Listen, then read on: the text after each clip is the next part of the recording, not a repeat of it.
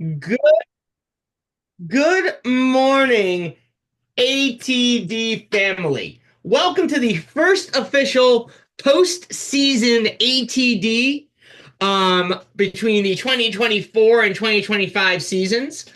It is Grand Slam Sam. It is baseball.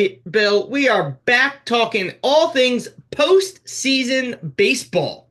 Mhm. Bill and I had the luxury and privilege of actually getting together for dinner this past Monday night. I Good. came to turf, and as we've agreed, the next time we will do this, he will come to mine. So I don't have to spend all the money to get my butt out there. But we're going to start this off as we always do. Baseball Bill, how are you doing on this beautiful Saturday morning? This beautiful Saturday morning starts out in Phoenix, Arizona. We have a baseball game, a softball game that we're going to be doing with Top Fan Rivalry, hence the black Top Fan Rivalry shirt. I did watch a great episode of Dancing with the Stars last night here in Phoenix, aka the Mike Tyson fight. There wasn't a lot to it except for just dancing around. So, I mean, I'm ready to go. Let's go. You know, I wasn't, I knew that every fight before that fight was going to be good. So I was like checking in on everything. And then when Jake and Mike got up, I was like, all right, I'll just look on Instagram to see them circling around each other for a bunch of times and throwing some random punches at each other. I wasn't going to waste my time watching it on Netflix the entire time. The only thing I have to do is thank you, Netflix, for including this within my membership so I didn't have to spend $100 to watch it because that would have been the biggest waste of $100 ever. All I have to say with that one was Tyson looked really good as far as like shucking and diving and stuff like that, but I think he threw 98 punches, which isn't bad for a 58-year-old, Thank right? you. Look, you got to give the guy credit. Credit where credit's due.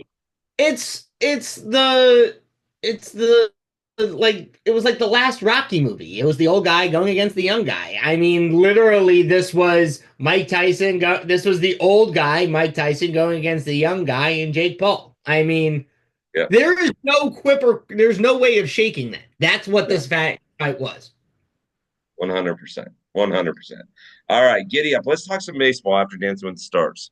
Let's talk some baseball. Well, this episode is going to be a little interesting because we're going to talk about some of the MLB awards, but not all of the MLB awards because for some reason Major League Baseball doesn't want to give every award out on one show. They decide, let's just spread this out over like a 3 week period. Right. So we're going to bring you some award winners today, and we'll talk about some of those award winners today. So, talking about the first awards we're going to talk about the first and second team MLB all teams. So, I know. Bill, what was the comment you made to me at the beginning of the episode? What is this, high school? We have to get a first and second team. What, Sam, when do they do the awards for the best left-handed hitter on a Wednesday with the 70 degrees or less with the east wind going northeast? Like, this is ridiculous. Why do we need a first team and a second team? Probably be that award. That'll probably be the last of like 6 award shows that baseball does. Yeah, yeah. I mean, look, we know these Then people are they give good. out the participation award trophy. Yeah, we know these people are good. Now, do we have to hand them out candy canes and awards just because, okay, first team, well, shocking, right? Shohei wins first team. Ah, perfect. Yeah, shocking. Aaron Judge, Not excited about that. yeah. Aaron Judge wins first team. He can't catch a fly ball in center field, but he wins first team. Well, I mean, I'm more shocked, in all honesty, that Jose Ramirez made first team and not like. And in all honesty, like I could have seen Manny making first team, and then not to be a homer, but I think Matt Chapman should have made second team. I mean, Matt Chapman was a Gold Glove winner. What Jose award? Ramirez almost went 40-40. You Jose got to Ramirez give it. did not win a Golden Glove at third base. Doesn't matter. Did This is he win the this Silver award. Slugger at third base This either? is the Wait, did he win the Silver Slugger at third base? I think so. I don't remember. No, I thought that was Manny Machado. Maybe. All I know is this is No, why did a Golden Glove winner not win first or second team? Like, what is going on? because When these you're, are participation awards. Nobody looks at this and goes, "Oh, you were first team in 2024." What in the world? That's a high school thing. I I know, cannot believe the best part of this award ceremony was Jose Iglesias thinking that he's a rapper wearing pink pants. I mean, that that was the best part of this award show. That was about it. I mean, that it rose and fell on the OMG rap and Jose Iglesias wearing pink pants. Now, mind you, Jose Iglesias has played for 6 teams in the last season and a half. So good for you, Jose. You found a spot. that's fair. Well, there is something else I think is important to look at though on these two, on the first and second team, all teams. Look at the number of rookies that made these lists. No, I think that's important to look at because it shows where the direction of the team is where the direction of baseball is looking to go now. We're seeing a lot more of these younger rookie players finally making these lists and they're not always being the same recurring guys over and over again. There's You know, one on the Paul first Skeens, team. Paul Skeens, Tariq Skubal, Rick going over. Skubal is not a rookie. Oh, he's not. Oh, he's not a rookie. Well, No, he's like he's like a a rookie third or because he fourth season. right, but No. he had such bad seasons before this one that it feels Mhm. like he's a rookie. Yeah. But Yeah. okay, Paul Skeens. move over to second team. Jackson Merrill, Hmm. Aaron Duran, um, who have Shode Imanga. I mean, like the I think it's important to see that we're not just seeing the same guys over and over again making these lists and that these rookies are now really coming to fruition and being able to showcase their talent and say I'm here to take over for the old guys that were here. Now, can we talk about Paul Skeens for a second? Can we talk about the deal that the Pirates are I trying just was going to say that. What kind of apparatus is that? Are you kidding me? hard and make that trade so bad so I can sell the tickets for the next 30 years Yeah. behind home plate and keep like only the games when the Giants go out there. I listen. I when I saw that and I'm just thinking, for 30 years. So what happens if, I mean, they're banking that somebody you or I's age is winning it and hopes that we won't be around in 30 years. But what happens if some 17-year-old kid in Pittsburgh actually wins it? No, And good. I mean, 30 years of being able to go to the ballpark for free. I think the other thing to think about is what if a Pirates fan isn't the one that picks the card? Now you're giving away two tickets behind home plate for the next 30 years to someone that doesn't even care about the team. Right. Like, okay, if you're like I would if I was the Pirates, like okay, I get you want that card really badly. One, if you had just paid Tops, you could probably pay Tops $5 million and they'll just give you the card. Right. Right. But so here's the thing. To me, I thought it was hilarious because it's a Or marketing ploy. they do a one of one of two goes to the Pirates and then two of two is random off to a fan. Right. That's what for a guy like Paul Skeens being the suit, I mean, this guy is the second coming of pitchers. I look at him as Okay. being the next Justin Verlander. Let's just put it Okay. that. But see, here's what I think is interesting about this. They're doing this at the beginning of Paul Skeen's career. I agree with you. He is an incredibly good talent. But what happens, God forbid, if he throws out his arm next season and he's got to get Tommy John, and then he comes back and he's a Walker Buehler and he has to get a second and a third Tommy John, and his career's injured or injury ridden. I mean, this is fun to talk about, but it's a total marketing ploy on two sides. And I'll bet you that if we could play follow the dollars, right? I'll bet you that Tops is in on this because hundreds of people thought, oh, this would be cool. They thought like you, if I get it, I'll sell it, right? So they run out and go buy a box on the off chance that they might get it, right? Sales are through the roof because of it. This is a great thing. Yeah, Crazy, but great. I, I mean, it's insane. That is an insane trade to Hmm. make one card. And I think you make a really good point that it's so early in his career that who knows where he'll be in 5 years. In 5 years, he could have had Tommy John twice and be a mid reliever at that point. So I'll give you a couple of names, right? Griffin Canning is one of them. He just got traded to the Braves from the Angels. When he came up, and he's an Orange County kid, so I've known about him before he made the MLB, but that kid was supposed to be the next thing. And he struggled in his rookie year, but he did pretty good. And then you don't even know who he is now. Right. Again, Walker Buehler was supposed to be that crazy thing. Two TJs, right? Two Tommy John surgeries. Um, and so it's interesting. It's so early in his career. But anyways, we can talk about this all morning. That's I that's a mean, different story. look, we can even go back in time. And I'm not even saying this is a Tommy John related thing, and I'm going to be a homer about it. But look at what happened to Timmy Lincecum. Hmm.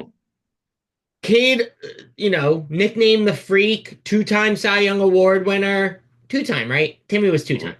I Yeah, think so. Yeah. two no-hitters, exceptional career, degenerative hip disease. Hmm. Took,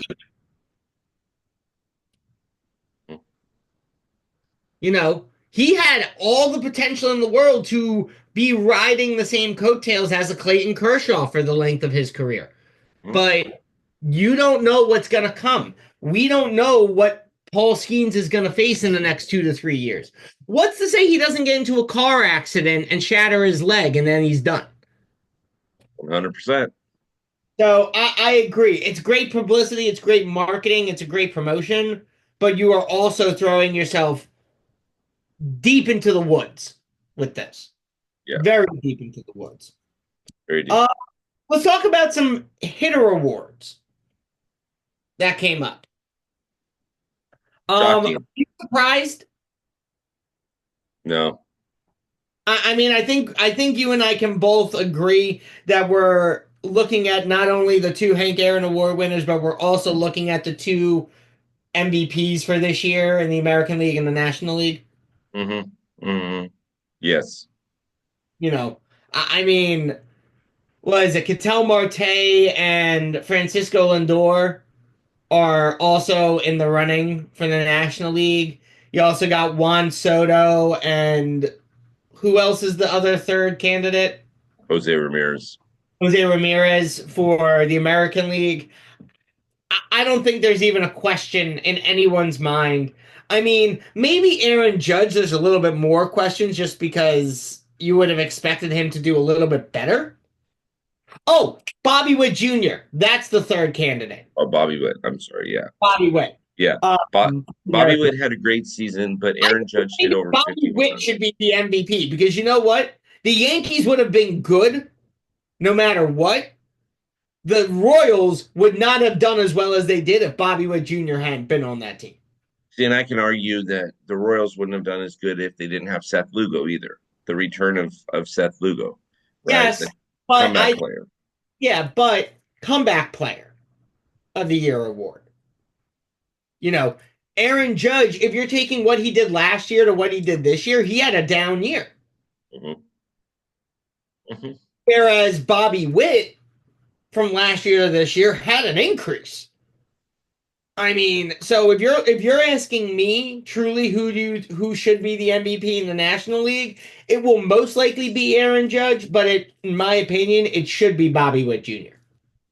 I agree with you. I agree with you. But when you hit over 55 home runs, it's really hard to compete with that. Yes, especially when you're doing it on the biggest stage in the world in New York City. I mean, yes.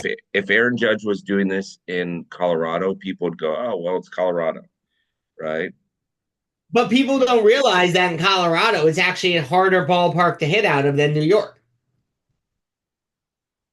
There's some truth to that. Yep. You got the elevation. I mean, it makes the air a little bit thinner. You got that high wall in right field. It's really an odd state. I mean, it's a beautiful stadium, but it's also a really odd stadium. If you've never been to Rockies Field or Coors Field, I strongly encourage you to go. It is beautiful, but man, is it an odd setup. Man, is it odd. On Um, Saturday. but I don't think there's any question in anyone's mind in the National League. Shohei Ohtani did things this year that haven't been done by a player ever in history. And that is where I think the Yep. difference comes between an Aaron Judge and a one and Shohei Ohtani. Because we've seen Aaron Judge hit 60 home runs. We've never seen a player go 50-50. Yep. Yep. So 100%. that's 100%. my case for why I don't think Aaron Judge should be the MVP, but he will be because the MVP is not it's no longer the MVP, it's now the MPP, the most popular player You had to award. stop and think about that for a second. Most valuable player award. You had to stop So and think, what? for a second, I just had to make sure I had the letters lined up appropriately. But And congratulations, Shohei and Aaron. There is no question you both rightfully deserve the Hank Aaron Award for this year.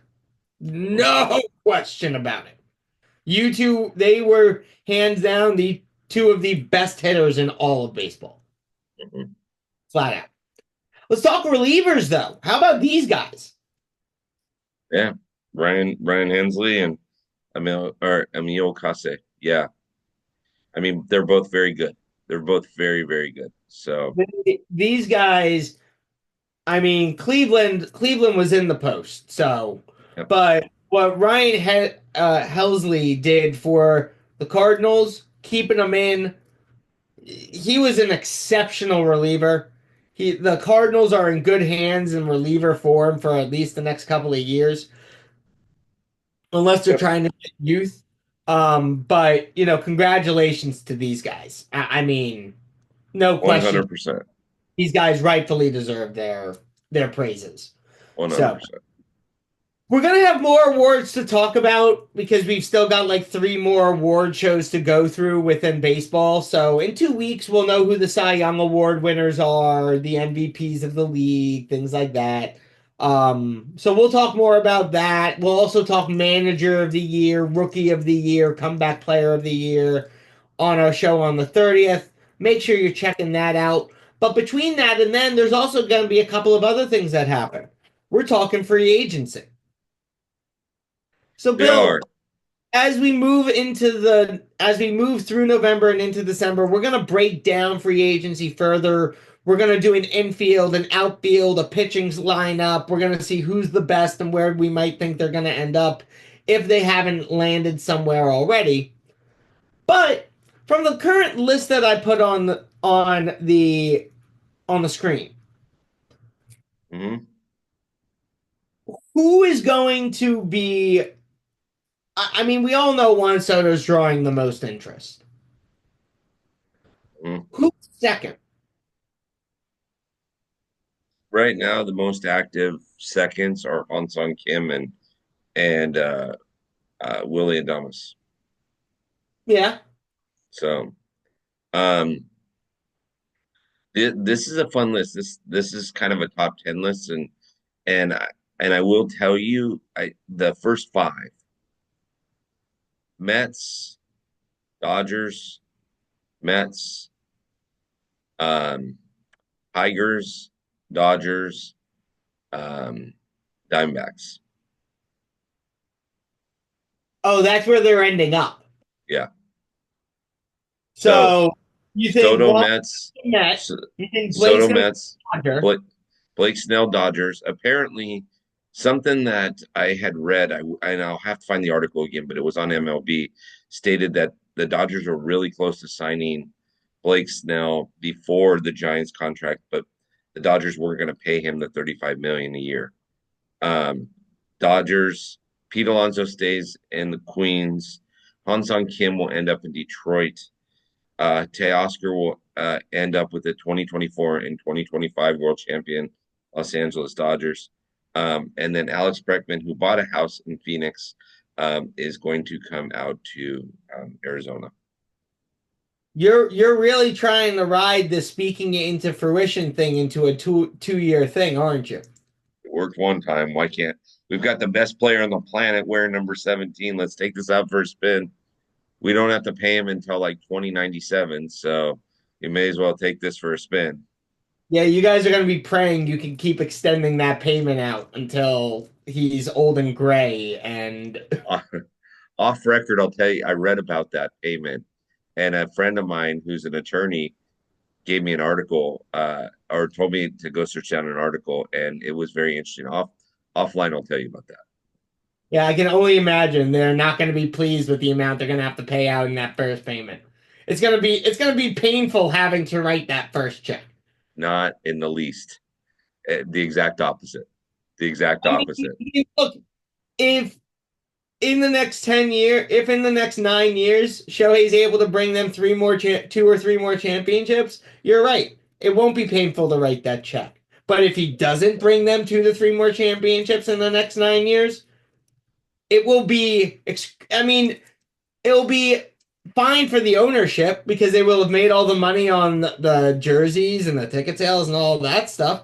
So, yeah, that'll be fine. They'll have the money to pay him. But you will have won one championship in 10 years that you paid a guy $700 million for.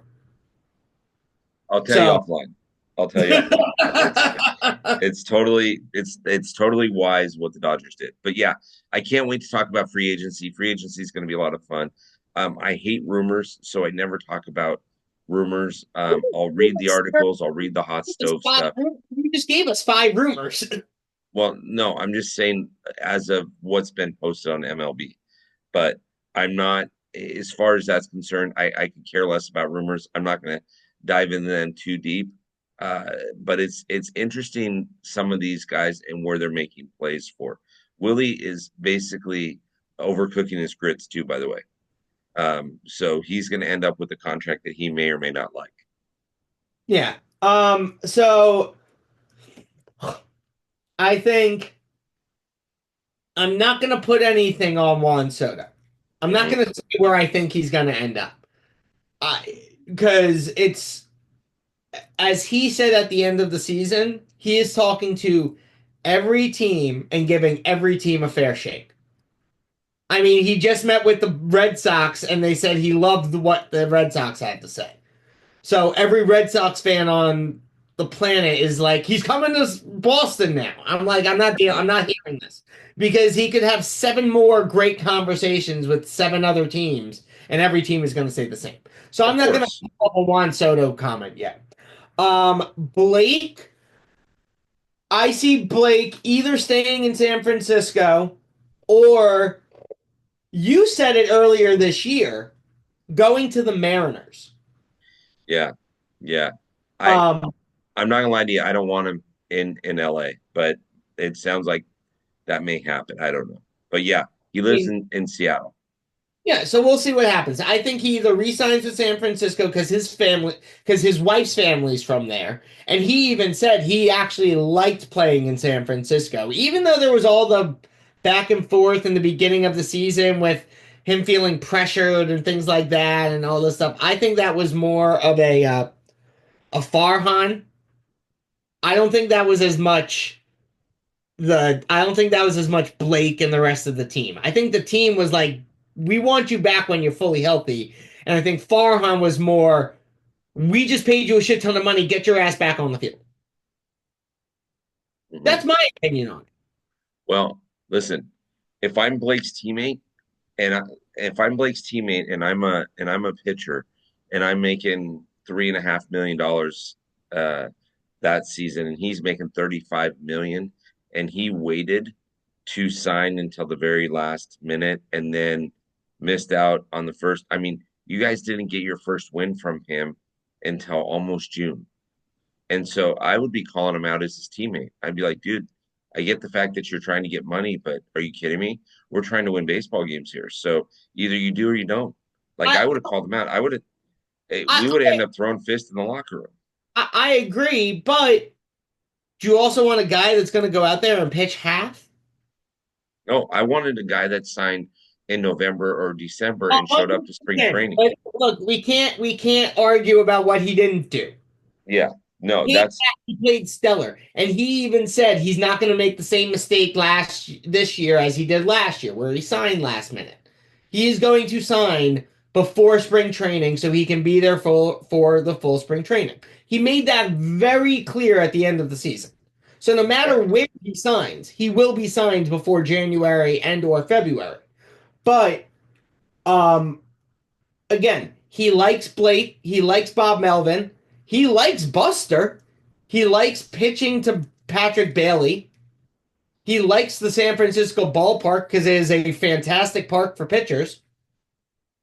okay. I If think Blake, we're seeing where he ends up.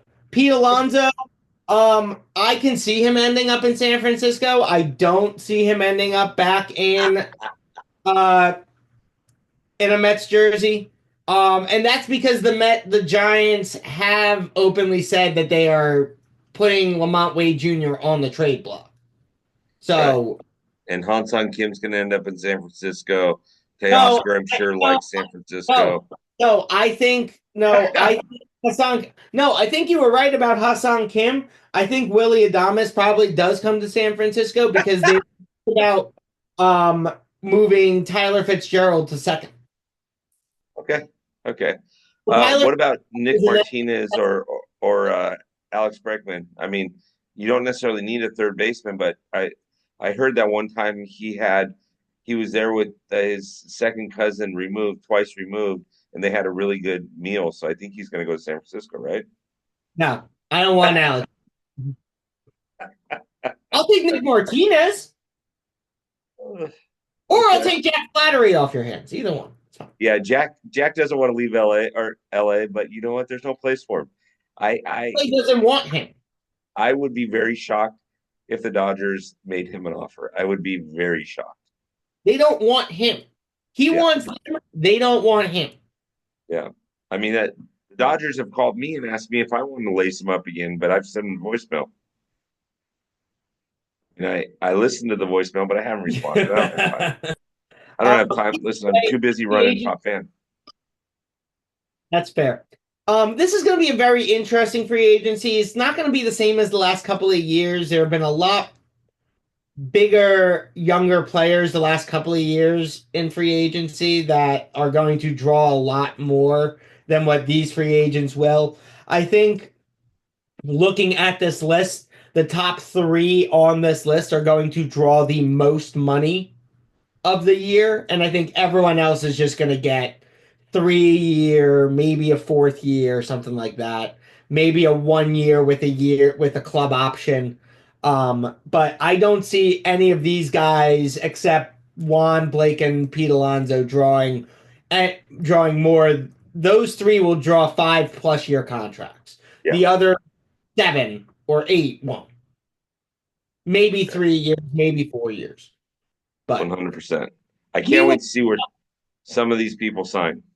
Yeah, no, I'm excited. It's going to be very interesting to see where they signed and how they fit in with their teams going into next year. So we will absolutely keep everyone posted on that.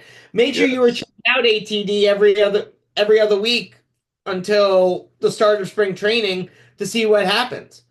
The Every weekend, other week. Let's do it. it's going to be awesome. Bill, take me through your schedule. Yep. So Jen, who you know as AKA Balapino, who is a mascot for the San Antonio Missions, she's on this week. She's going to talk about like what she does when she goes to a game. What is the go-to food, go-to drink? What does she do when she walks in a stadium? It's pretty awesome. Sam, you're going to get invited to the World Series edition. So Dave Hummel, a history lover, Derek, situational lefty, and Jason Beck, bourbon and baseball, and I are going through different World Series. And so, Sam, one of these weeks we're going to invite you on to talk about it as well. This last week we went through the 1991 World Series. This next week, we're going to go through the 1986 World Series. And then our good friend Mike from Unraveling the Red Sox talks hot stove. Can of corn on Thursday. That was amazing. That was a lot of fun. Six different Astro fans were on talking about what they want to do as far as who they want to pick up, who they don't want to pick up, and shockingly, who they let go and who they trade and what they're going after in their 2025 season. And then Amori is going to be on, and she's going to talk about her team, which is the Mets. So it's Very all nice. the schedule is going to be awesome. ATD is going to be awesome. We're waiting on confirmation on our Monday guests and our Wednesday guests, but we are going to have a Monday lunch edition with Jen and Tonic and Big Brother Jake. They're going to talk a little Dodger baseball and what it was like for them. Now, Jake used to work for the Dodgers and worked very closely with Rick Monday, and he worked very closely with a guy named Fernando Valenzuela. And he has some great stories about Fernando and was sharing them with me before Fernando passed and after Fernando passed. And then, of Nice. course, Megan's edition. And don't forget, on Thursday nights on X, we do It's Sports Talk, it's fan involved. Just come on over, take a look. Also, Tuesday, we got Touchdown Tuesday, where Megan comes on and she talks about football. I have yet to see Sam jump on here. One of these nights, he's going to do it. One of these nights, he's going to come on and he's going to Just talk a little bit. timing. It's just because you do it. Like, I'm old. I'm going to bed at that time. So I have to stay up past my bedtime. I'm But I older than you, and I I'm will up. see you soon. So, but I'll yeah, be the good. playoff edition. How about that? I don't know. I think we're gonna not let you speak on that one. If you haven't shown your face for any of it, no, I'm teasing. You're welcome anytime, Sam. Come on Okay, in. will Come you on, not come all. be here because my team's probably going to make it and your team and Megan's team won't? Dude, my team is gonna have 10 wins. Your team is going to be lucky, is going to be thanking their got the stars that they have a top 10 draft pick. We're gonna get 10 wins. We are gonna get 10 wins. It's gonna take us 5 seasons, but we're gonna get 10 wins. Watch, mark my words, we will get 10 wins. Starting this season, we got two so far. We're going to get up to 10 wins, Sam. It might take us 5 years. 2030? 2043, something like Fair that, enough. somewhere around there. Um, the Raiders will get 10 wins combined in their seasons before the Giants win another World Series. I'm prognosticating it right now, and I'm calling it right now. The Giants will win the World Series. They will be the 2092 World Series champions. That's right, the 2092 World Series champions, San Francisco Giants. So don't worry, Giants fans out there. You're going to get another one. It's going to take you 68 years, but you're going to get it. Don't worry. Yeah, we'll see about that. Uh, Take us home, Sam. well, as always, make sure you're checking out TopFanRivalry.com for new articles, podcasts, merch, the T-shirt club. You get awesome shirts like this one. Because Like, Top Fan does football now, so you want to make sure you're getting all of your shirts on the T-shirt club. They're exclusive member events. And next on the next episode, we will officially be dropping some info on Top Fan Rivalry Fan Fest. You are not 100%. gonna want to miss out. It's going to be a great episode. Baseball Bill, any final comments for the fans out there? Go fight, win. Let's do it. No, fight, win. I love it. We end it off as we always do. Baseball Bill, thank you always for joining us on ATD. Grand Slam Sam, Baseball Bill here. We will see you on the field in 2 weeks. See ya. Talk to you.